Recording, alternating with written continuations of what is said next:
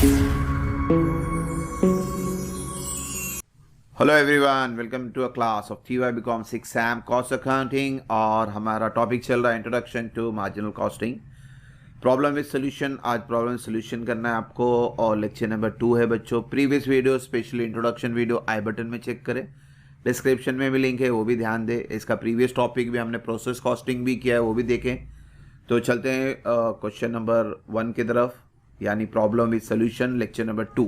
तो आज हमने क्वेश्चन 1 लेना है, सिंपल है, इनिशियल है, चलो छोटा सा सिंपल सॉल्व करेंगे हम लोग।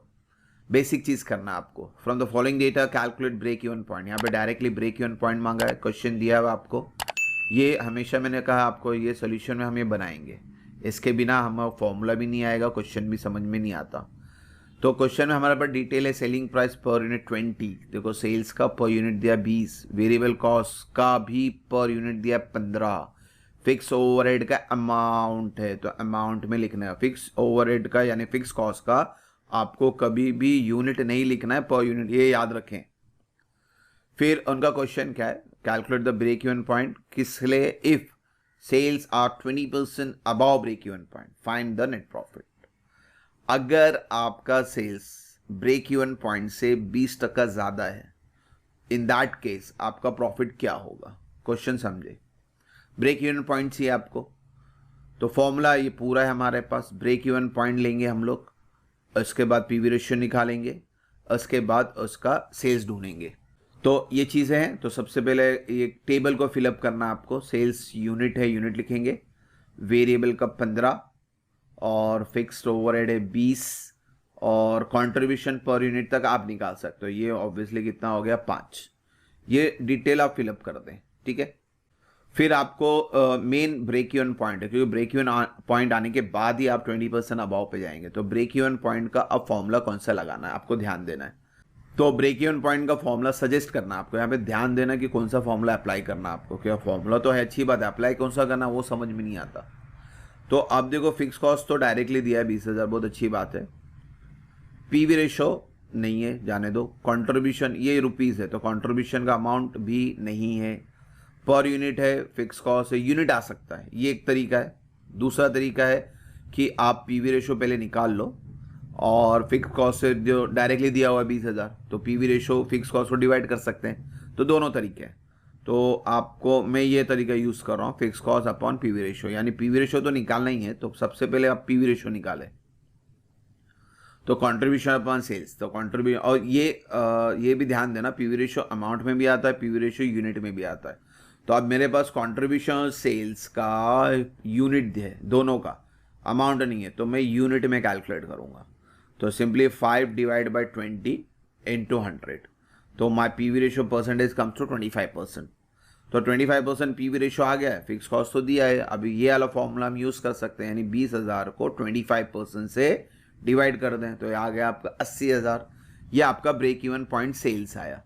अब बच्चों, अब हम उतरेंगे हमारे मैदान में, यानी उनका क्वेश्चन क्या था, if sales are 20% above break even point, यानी ब्रेक इवन पॉइंट 80 है, इससे अगर 20% सेल्स बढ़ गया तो नेट प्रॉफिट कितना होगा। सिंपल चीज है।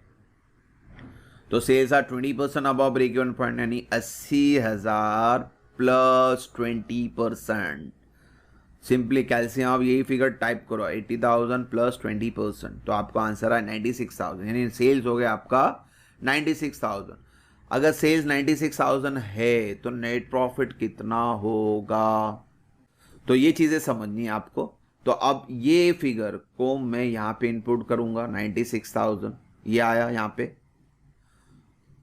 यूनिट में कोई बदलाव नहीं, कोई इन्फॉर्मेशन है, तो यूनिट एज इट इज़ रहा, यानी 20 यूनिट पे पर यूनिट 96,000 है, तो 15 यूनिट पे कितना, 5 यूनिट पे कितना, तो ये कैलकुलेट करके उतरेंगे तो आपको सिंपली प्रॉफिट मिल जाएगा। तो यहाँ पे अब देखो, थोड़ा लॉजिक यूज़ करें, यहाँ पे देखो क्रॉस मल्टीप्लाई हम कर सकते हैं, 96,000 इंटू 15 डिवाइड बाई 20, तो 20 पे 96,000 है, 15 पे कितना, यानी इसको मैंने क्या बोला, इसको क्रॉस मल्टीप्लाई कर दे, तो आपको फिगर आता है 72,000, यानी वेरिएबल कॉस्ट आ गया 72। अब सिंपल है, दोनों को क्या करना है, माइनस करना है, माइनस कर देते, 24 आया। फिक्स कॉस्ट भी क्या करना है, माइनस करना है, तो प्रॉफिट आ गया 4,000, सिंपल वे में। तो कुछ चीज़ें ऐसी नहीं, हर चीज़ फॉर्मूला से करो, कहीं थोड़ा सा लॉजिक यूज़ करेंगे तो आपको आंसर मिल जाएगा। तो होप सो समझ में आ रहेगा। फॉर्मूला तो याद रहेगा, मगर कब, कहाँ, कैसे, क्या यूज़ करना है वो इंपॉर्टेंट है। और मैंने अभी बताया था आपको, यूनिट में भी आप ब्रेक इवन पॉइंट कैलकुलेट कर सकते हो, ये बात बता रहा हूँ मैं, तो अल्टरनेट बता रहा हूँ मैं, तो एक्स्ट्रा चीज़ है, इसको समझे। तो अगर यूनिट में निकालना हो तो कैसे निकालना है, fix cost divide by contribution per unit. Fix cost तो हमेशा सेम रहता है, कंट्रीब्यूशन पर यूनिट हमारे पास 5 है, तो हम ये फॉर्मूला से देखते हैं।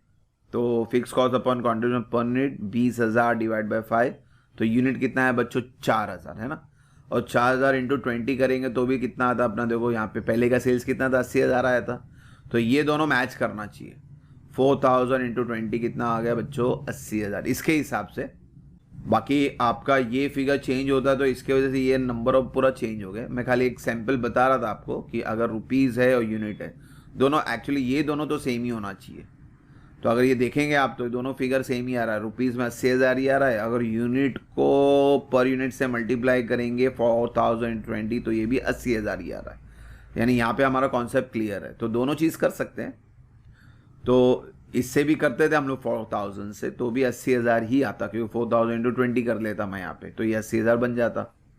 यानी फॉर्मूला यूज़ करना है ध्यान से, हर एक का। सिंपल सम था आज का, तो धीरे धीरे हम लोग थोड़ा थोड़ा हार्ड पे जाएंगे। तो होप सो यहाँ तो कोई डाउट नहीं, इंशाल्लाह नेक्स्ट वीडियो में जल्दी मिलेंगे। Thank you for watching the video, God bless you.